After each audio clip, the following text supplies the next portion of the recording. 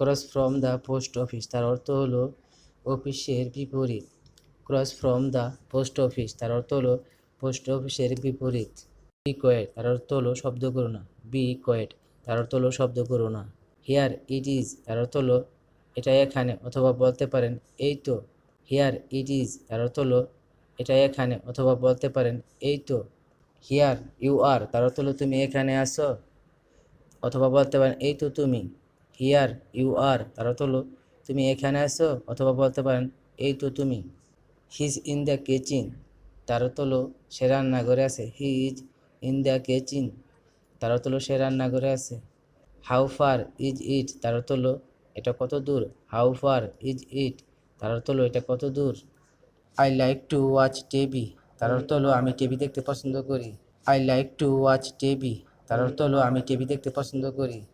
I was in the library, তার অর্থ হলো আমি গ্রন্থগারে ছিলাম।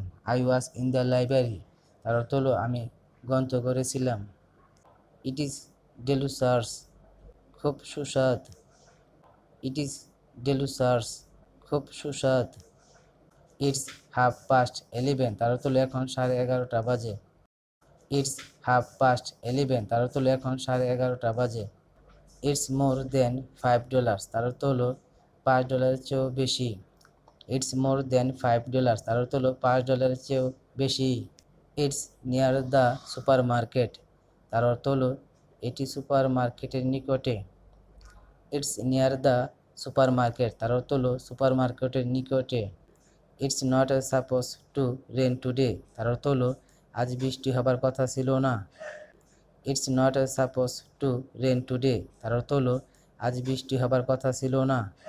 ইটস রিয়েলি হট, তার অর্থ হলো খুবই গরম পড়েছে। ইটস রিয়েলি হট, তার অর্থ হলো খুবই গরম পড়েছে। মোর দেন 200 মাইলস, তার অর্থ হলো 200 মাইলেরও অধিক। মোর দেন 200 মাইলস, তার অর্থ হলো 200 মাইলেরও অধিক।